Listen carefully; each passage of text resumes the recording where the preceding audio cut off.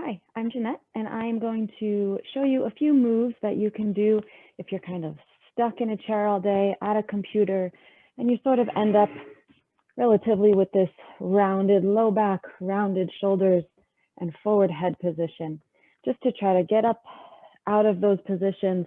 But if you still need to stay in your chair, you can stay in your chair.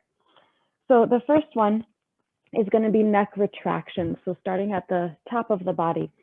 So you'll sit tall. So if sitting back means that you're kind of leaning back, sit yourself a little bit taller. I'm doing this from the side so you can see a little bit better. So with the computer, we tend to sit leaning forward like this with the head. So we want to bring that back of the head in line with the rest of the spine. So you're going to bring your fingers to your chin. Okay, you're going to sit tall and you're going to pull the back of your head backwards, lengthening the back of the neck. Okay, and then release, pull back, release. So my fingers are just kind of guiding my chin from going upward. So if I go up, that's the opposite direction. So just pulling back. You might feel a little clicking around the bottom of your ear or the back of your ear. And just watching as you do this that you don't spill the ribs forward. You're hugging it in as you pull back. So there's the first move. The second move, if you have a chair like this, where the back is low enough, if you have a higher chair, there's other ways to do this, which I will also show you. But what you can do is bring your hands, interlace your fingers and bring them to the back of your head now that it's in line with the rest of your spine. My chair is slippery, so I'm going to hook my feet around the bottom of the chair. Hug the belly and ribs in nice and tight and just lean and open the elbows. So you're just getting a little bit of motion at that upper spine, mid-back area. And again, just watching that you're not lifting your chin. That stays neutral from the motion we just did with the chin tucks. Okay. The next one will be a seated rotation. So I don't have a chair with arms, but I'll pretend I do. So there's a few different options here. You can simply, sit a little bit more to the edge, get a wide base of support with your feet and goalpost your arms, always hugging those ribs in and just adding a twist.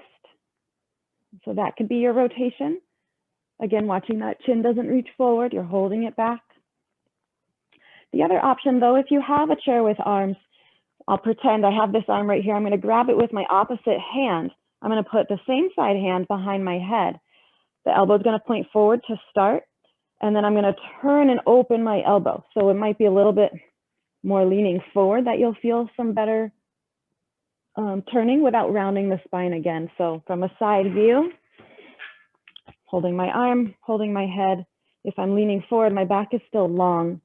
I don't round, right? So I'm just twisting in that direction. So just another option there, and you can do these while you're still working if you need to. The next one, a seated figure four. So having enough seat underneath you that your foot can be flat, but coming forward if you need. I'm short, so I always need. We'll cross one ankle over. Your hands can hold on to that leg. Sitting the spine tall, this might be enough. You might feel that outer hip right here, which I actually do. Otherwise, again, if you're going to hinge forward, it's from that long spine. It's not a rounded feeling. So we want to come away from all that roundedness, just watching that chin, keeping it in line. And of course, switching sides. And the last one is not in the chair, but it is still with the chair. So I'm going to turn sideways again. I would bring my coming into a low lunge. The leg that is closest to the chair is going to be the forward leg. The other knee is directly underneath your hip. You can have your hand, or depending on the height of your chair, maybe your elbow on the chair. And the other arm, your belly's going to pull in, tailbone down. The other arm's going to reach up and side bend over. So again, not twisting, not turning, just straight spine, side bending. And you can do that repeatedly a few times, just making sure that your core and this back glute are really firm to give that opening to the front of your hip and side body. Okay. And then of course, turning around to switch sides. The belly and ribs are in, the glute is on, feet are trying to pull towards each other. And exhale for your side bend.